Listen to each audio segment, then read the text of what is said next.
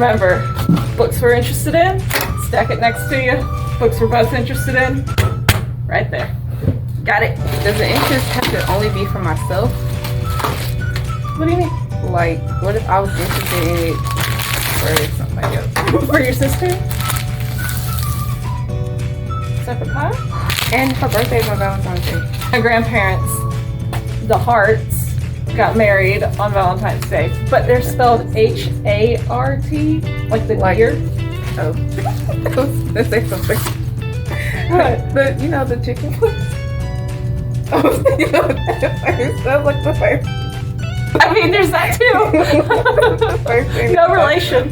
You want to go first? How to catch a Loveosaurus. Have you heard of the Loveosaurus? The first ever found is true. He's on the run, spreading kindness and joy, but who will trap him? You? The Valentine's hate. Get it? Instead of date, it's hate. You get it? Like, Okay. He loves me not? By Sydney Halstone. Cupid only strikes once. At least that's what Lizette Alonso believes. Ever since the most disastrous Valentine's Day of all time, that's all in caps, they capitalized it, it's a thing. She has hated all things V-Day.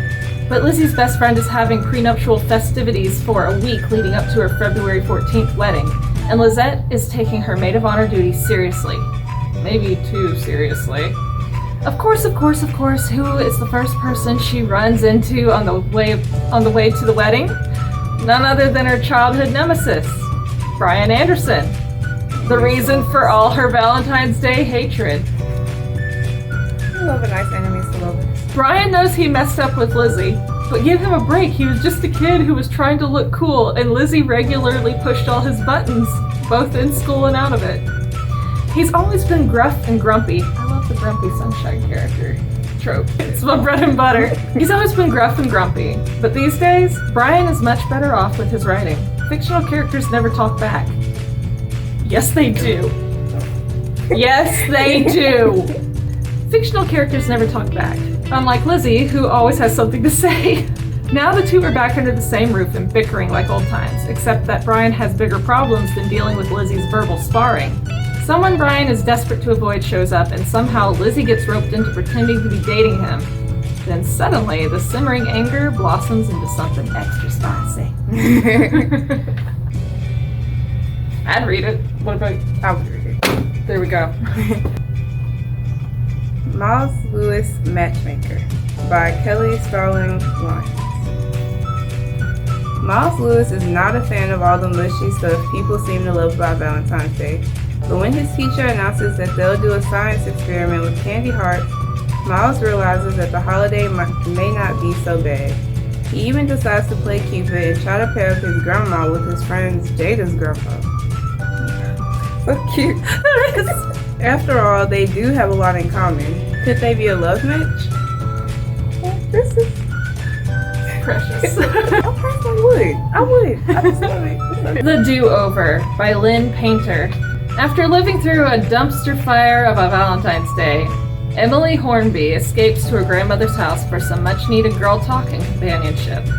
There, Emily passes out on the couch, but when she wakes up, she's back in her own bed. That's not the only shocker, though. Somehow it's Valentine's Day again. And the next day, another disaster V-Day. It seems that Emily is stuck in some sort of time loop nightmare that she can't wake up from as she rewatches her boyfriend, Josh, cheat on her day after day. Look. Did you say let him? Low down. Okay. Low down. And not let him. Oh my god. Like, let him. Just don't bother with him. He's no good for you. Just don't bother. In addition to Josh's recurring infidelity, Emily can't get away from the In addition to Josh's reoccurring infidelity, Emily can't get away from the enigmatic Nick, who This is a sentence that does me in. In addition to Josh's reoccurring infidelity, Emily can't get away from the enigmatic Nick, whom she keeps running into, sometimes literally, in unfortunate ways. How many days can one girl spend passively watching her life go up in flames? And when something good starts to come out of these terrible days, what happens when the universe stops doling out do-overs?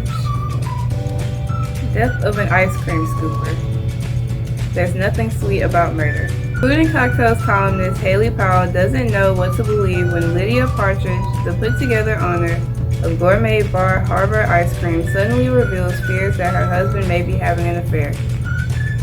There's no other way to explain why Jamie, a respected professor, was spotted in a remote part of town with a much younger woman. But instead of learning the truth about the secret meeting, Lydia opens her freezer truck to find another surprise: the dead body of a summer employee.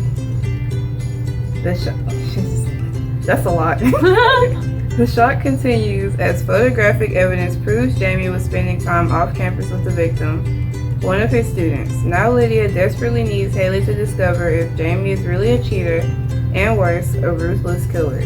With her own complicated family issues to address, can Haley make sense of a popular college girl's love life and out the true culprit before the case or another person goes cold? Bad Kitty Does Not Like Valentine's Day by Nick Brule. Roses are red. Violets are blue. Sugar is sweet. Your drool is everywhere. Kitty does not like Valentine's Day. But when Puppy notices, can he convince her it's not so bad?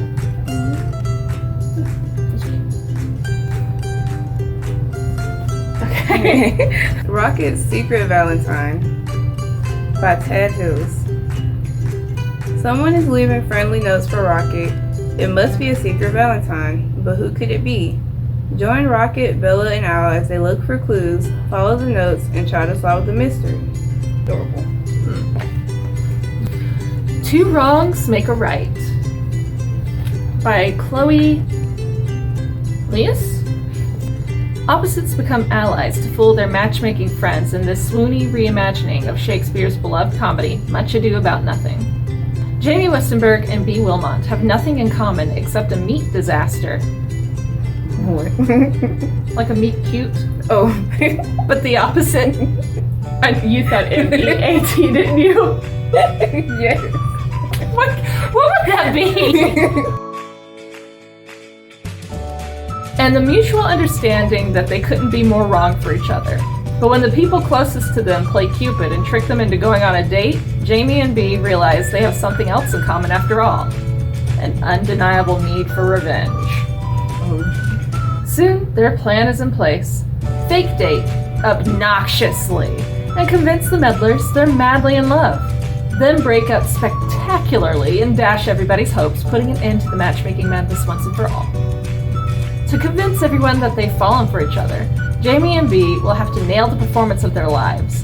But as their final act nears and playing lovers becomes easier than not, they begin to wonder, what if Cupid's arrow wasn't so off the mark?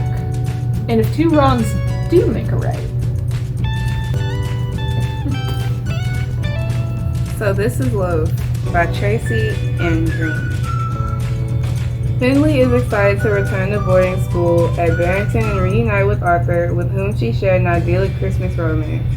But to her surprise and dismay, Arthur is curiously distant and seems unwilling to resume their relationship. Could conniving Bronwyn be the cause? Or did something happen on his trip home to England to visit his wealthy, snobbish family? Meanwhile, Finley navigates the place for herself at school, with guidance from Aisha, her friend from home, who is already winning hearts as a new student at Barrington. An eventful ski weekend, an encounter with Arthur's intimidating father, and some unexpected news from Finley's parents are only the start of a whirlwind few weeks, as Finley helps Arthur decide what he really wants and how to get it. I'm Glad My Mom Died by Jeanette McCurdy. Jeanette McCurdy was 6 years old when she had her first acting audition. Her mother's dream was for her only daughter to become a star, and Jeanette would do anything to make her mother happy. So she went along with what Mom called calorie restriction, eating little and weighing herself 5 times a day. She endured extensive at-home makeovers while Mom chided, Your eyelashes are invisible, okay? You think Dakota Fanning doesn't tint hers? She even showered by Mom until age 16 and was also forced to share her diaries, email, and her entire income. I'm understanding the title now. In I'm Glad My Mom Died, Jeanette recounts all of this in unflinching detail, just as she chronicles what happens when the dream finally comes true. Cast in a new Nickelodeon series called iCarly, she is thrust into fame. Though Mom is ecstatic, emailing fan club moderators and getting on a first-name basis with the paparazzi, hi Gail! Jeanette is riddled with anxiety, shame, and self-loathing, which manifest into eating disorders, addiction, and a series of unhealthy relationships. These issues only got worse when, soon after taking the lead in the iCarly spin-off, Sam and Cat, alongside Ariana Grande, her mother dies of cancer. Finally, after discovering therapy and quitting acting, Jeanette embarks on recovery and decides for the first time in her life what she really wants. Told with refreshing candor and dark humor, I'm Glad My Mom Died is an aspiring story of resilience, independence, and the joy of shampooing your own hair.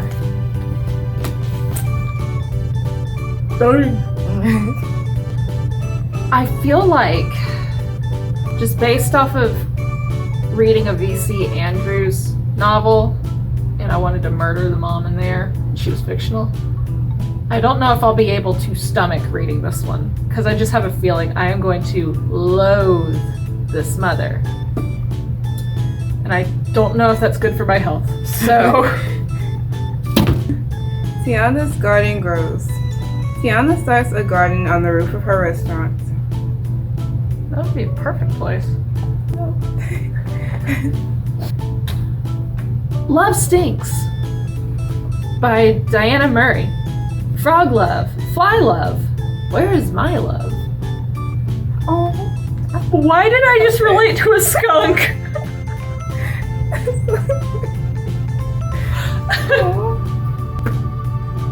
I feel you, buddy. I do. Your sister is beating us. She's beating the crap out of me.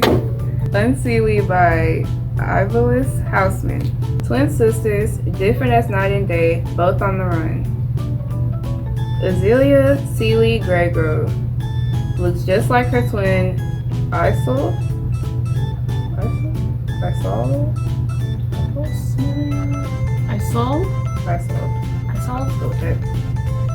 Isolde, but as an autistic changeling left in the human world by the Fae as an infant, she has always known she is different. Seeley's unpredictable magic makes it hard for her to fit in and draws her and Isolde into the hunt for a fabled treasure.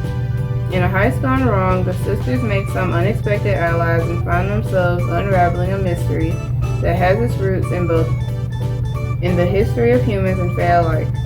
Both sisters soon discover that the secrets of the fairies may be more valuable than any pile of gold and jewels. But can Seeley harness her magic in time to protect her sister and herself? Well, at it. Court of Swans by Melanie Dickerson. Where there is wealth and power, there's always someone willing to do anything to take it. England, 1381. Delia's idyllic life as daughter of an earl is shattered when her father dies and his wife accuses Delia's 7 brothers of treason and murder. I know what this is. This is a retelling, I swear. The youngest is only 10 years old, but this doesn't stop the guards from hauling them off to the Tower of London. There they await a grim fate as Child King Richard II is executing anyone who poses a threat to his throne. Delia is their only hope for pardon and freedom. Sir Geoffrey did not expect his first assignment as captain of the guard to be the arrest of boys so young. He dutifully imprisons the brothers, but he can't ignore the sense rooted in personal experience that injustice and treachery are at work. Determined to rescue her brothers, Delia secures a position as a seamstress for the queen. Her quest is all but impossible as the executions continue. Sir Geoffrey offers to be her ally, but should she trust him in a court where everyone has an agenda? No. From New York Times bestselling author Melanie Dickerson comes a tender retelling of The Wild Swans. I knew it. Where the virtues of loyalty and love face a harrowing showdown with power and fear. That is one of my favorite fairy tales. The Superteacher Project by Gordon Corman. Oliver Zahn, spitball champion, gross, and self-declared world record of Brightland Middle School, is not a fan of his new homeroom teacher, Mr. Ajax. The guy is sort of stiff, never cracks a smile, and refers to them as pupils. The worst part is he catches Oliver before he can pull any of his signature pranks. It's time for Oliver and his best friend, Nathan, to show the new teacher who's boss. But as the weeks go by, they start to realize that Mr. Ajax is not what they expected. He has an uncanny ability to remember song lyrics or trivia. When the girls' field hockey team needs a new coach, he suddenly turns out to be an expert. He never complains when the other teachers unload work on him, even when it's lunchroom duty and overseeing detention. Against all odds, Mr. Ajax starts to become the most popular teacher at Brightland. Still, Oliver and Nathan know that something is fishy. They're determined to get to the bottom of the mystery. What's the deal with Mr. Ajax? Obviously, he is Superman. Sleep No More by Jane Ann Krentz. 7 months ago, Pallas Llewellyn, Talia March, and Amelia Rivers were strangers until their fateful stay at the Lucent Springs Hotel. An earthquake and a fire partially destroyed the hotel, but the women have no memory of their time there. Now close friends, the three women co-host a podcast called The Lost Night Files, where they investigate cold cases, hope to connect with others who may have had a similar experience to theirs, an experience that has somehow enhanced the psychic abilities already present in each woman. After receiving a tip for their podcast, Pallas travels to the small college town of Carnelia, California, to explore an abandoned asylum. Shaken by the dark energy she feels in the building, she is rushing out when she's stopped by a dark figure, who turns out to be the women's mysterious tipper. Ambrose Drake is certain he's a witness to a murder, but without a body, everyone thinks he's having delusions caused by extreme sleep deprivation. That'll do it. But Ambrose is positive something terrible happened at Carnelia's Sleep Institute the night he was there. Unable to find proof on his own, he approaches Pallas for help, only for her to realize that Ambrose, too, has a lost night that he can't remember. One that may be connected to Pallas. Pallas and Ambrose conduct their investigation using the podcast as a cover, and while the townsfolk are eager to share what they know, there are others who are not so happy about their questions, and someone is willing to kill to keep the truth from coming out. I thought you would have wanted that one. Vivi Loves Science, Wind and Water by Kimberly Durding. This is Vivi. Vivi loves science. Vivi is curious. Vivi wants to know how, why, when, what if. After a storm in her town, Vivi and her classmates volunteer to help clean up at the beach. When they arrive, the beach looks different from their last visit. Where did the sand dunes and the tide pools go? Along with her classmates, Vivi learns about the forces of wind and water, and how those forces constantly change the world. Without a Trace by Danielle Steel. Charles Vincent seems to have it all. A beautiful wife, 2 successful children, and a well-paying career. Yet happiness remains out of reach. Ungrateful. He is trapped in a loveless marriage, and his job is simply a paycheck. But his life changes forever one night as he drives along the Normandy coast, heading to their lavish chateau for the weekend. In one terrifying moment, Charles falls asleep at the wheel and veers off the road, plunging 30 feet down the face of a rocky cliff. Miraculously, Charles survives. After gathering the courage to climb to safety, he starts to walk, bruised, bloody, and desperate for help. In the dark of the night, he happens upon a cabin where he meets the kind and beautiful Odd Saint Martin. Could be a fair book, I bet. They have an instant connection, and as she nurses him back to health, Charles begins to discover the passions he's been missing for so many years. Cheater. In the aftermath of the crash, Charles has a startling realization. He doesn't have to go back. Oh yeah, A douche to top it all! He could simply choose to disappear, to walk away from his old life. When his car is discovered, he'll be presumed dead, washed away at sea. If he stays with Odd, he has a chance at a fuller, happier life that he didn't know was possible. It all seems too good to resist. Like your wife isn't gonna be like stressed thinking her husband just died. What about your kids? Oh, he has kids? I didn't even see It said that part. 2 successful children. What about your job? What if people rely on you at your job? What if people lose their jobs because you're not there? Dude! God. I don't care if your marriage is loveless. There are better ways. It's called a divorce, sir. And it sounds like you could afford one. A chateau for the weekend. But, it continues, but Odd has secrets of her own. She's married. And before long, their past catch up to them, threatening everything they have fought to build. Deserved. What would happen if you were given a chance to walk away from everything in your life and start over with a blank slate, and you had a split second to decide? But that's not a blank slate. It's like You are literally leaving everything behind. That is a mess. It is not a blank slate.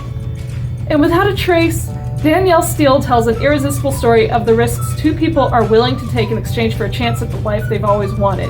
no, I can't support No. that. I can't support that. No. That's terrible.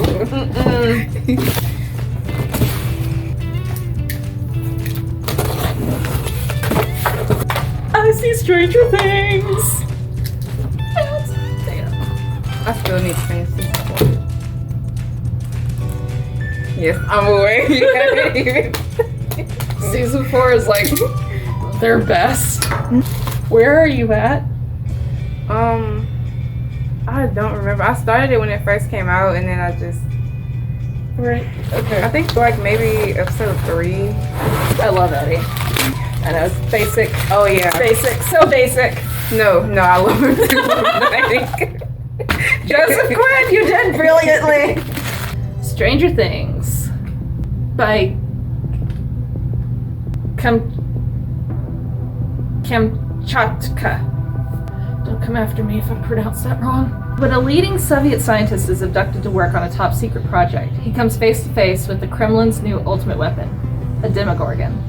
What his top secret captors didn't count on was the resiliency of the Doctor's children. While their father has been dragooned into weaponizing a monster brought back from the US, the 2 young teenagers are forced to embark on a harrowing and perilous journey to find him, with help from an unlikely ally, an old but extremely deadly retired KGB agent.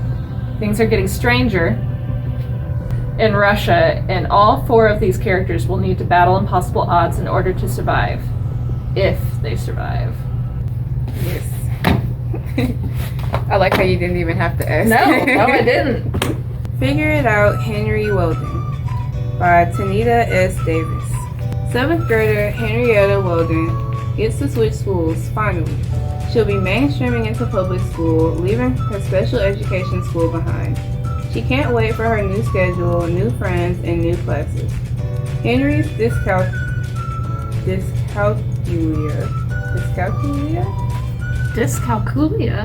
Maybe that's what I have. It's a math. It's Man, what? I was about to cry and freak out today. It's so hard. Henry's Dyscalculia, a learning disability that makes math challenging to process and understand, is what she expects to give her problems. What she doesn't expect is a family feud with her sister over her new friends, joining the girls' soccer team, and discovering poetry. Henry's tutor and new friend Vinny reminds her to take it slow, one problem at a time. If Henri Weldon has 24 hours in a day and has 2 siblings who dislike her 4 new friends, 2 hours of soccer practice, 7 hours of classes, and 3 hours of homework, she has A. No free time, B. No idea how to make everyone happy, C. No time to figure it out, Henri Weldon. sucks to be you. All Hallows by Christopher Golden. I love this. I love the cover. It's Halloween night, 1984, in Coventry, Massachusetts, and 2 families are unraveling. Up and down the street, secrets are being revealed, and all the while, mixed in with the trick-or-treaters of all ages, 4 children who do not belong are walking door to door, merging with the kids of Perimeter Street Road. I didn't even notice that. Children in vintage costumes with faded, eerie makeup. They seem terrified, and they beg the neighborhood kids to hide them away to keep them safe from the cunning man. There's a small clearing in the woods now that was never there before, and a blackthorn tree that doesn't belong at all. These odd children claim that the cunning man is coming for them, and they want the local kids to protect them. But with families falling apart and the neighborhood splintered by bitterness, who will save the children of Pyramid Road?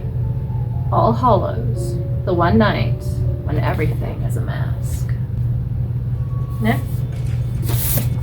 Me and my horror-loving self will just enjoy it by myself then. I love the color. Right? It is just attention-grabbing. And look, I love that they do the little pinpricks of blue for the eyes there. Now this is actually an older book. We have a lot of the series, but we just don't have the first one. Dune by Frank Herbert.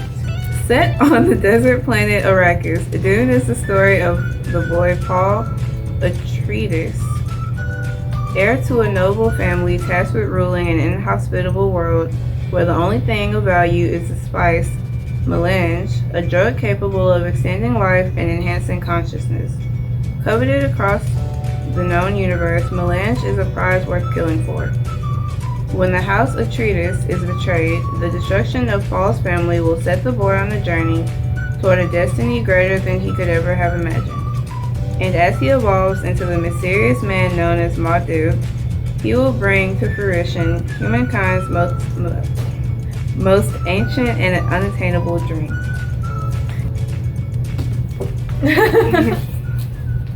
How to Sell a Haunted House by Grady Hendrix. When Louise finds out that her parents have died, she dreads going home. She doesn't want to leave her daughter with her ex and fly to Charleston. She doesn't want to deal with her family home, stuffed to the rafters with remnants of her father's academic career and her mother's lifelong obsession with puppets and dolls. I get it. She doesn't want to learn how to live without the two people who knew and loved her best in the world. Most of all, she doesn't want to deal with her brother, Mark, who never left their hometown, gets fired from one job after another, and resents her success.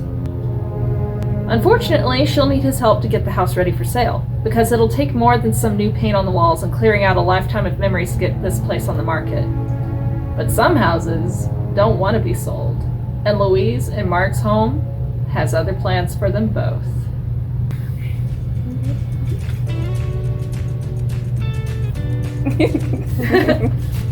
Kindred by Octavia E. Butler.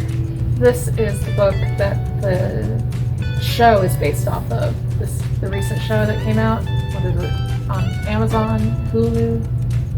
I know I've heard of it, but I don't think I've seen it. I lost an arm on my last trip home, my left arm. Okay. Dana is a black woman whose torment begins on her 26th birthday. Oh, I watched this. I watched it with my mom. Let's do it. I watched it. It's so good.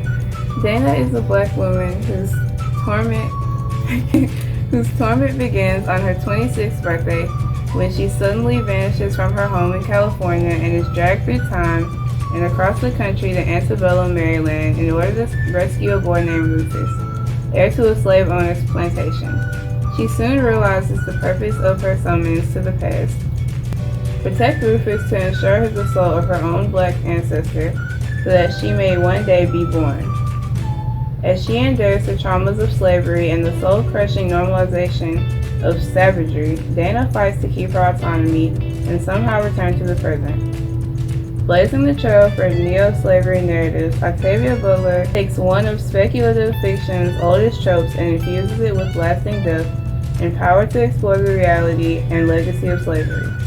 Dana, a memorable protagonist, not only experiences the cruelty of slavery on her skin in her dramatic visits to the plantation, but also grimly learns to accept it as a legacy of her own existence in the present. This show. Dang. It's crazy. I love it. She has to ensure the assault of her ancestor in order to make sure she's born.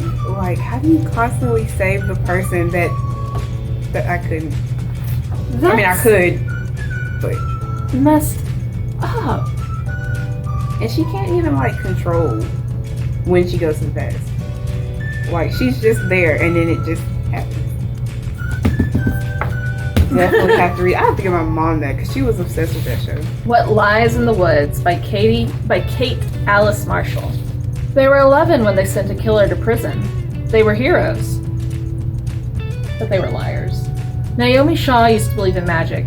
22 years ago, she and her two best friends, Cassidy and Olivia, spent the summer roaming the woods, imagining a world of ceremony and wonder, the Goddess Game. The game became an obsession and a refuge for the three girls. That sanctuary was suddenly shattered when Naomi was attacked. Miraculously, she survived her 17 stab wounds and lived to identify the man who hurt her. The girls' testimony put away a serial killer wanted for murdering 6 women. They were heroes, and they were liars. For decades, the friends have kept a secret that might be worth killing for, hidden in the forest. But now Olivia wants to tell the whole story.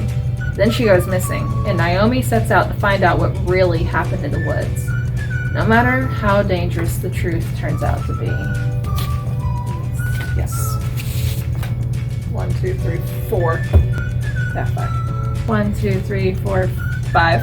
How many does your sister have? 1, 2, 3, 4, 5, 6. She beat us by 1. She's not even here. Okay, everybody, that is what we've got so far. Hope you enjoyed that.